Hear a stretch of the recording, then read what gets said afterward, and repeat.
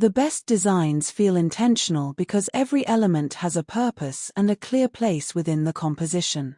Today, how to create intentional frame compositions. Open Canva and create a 1080 by 1080 square canvas.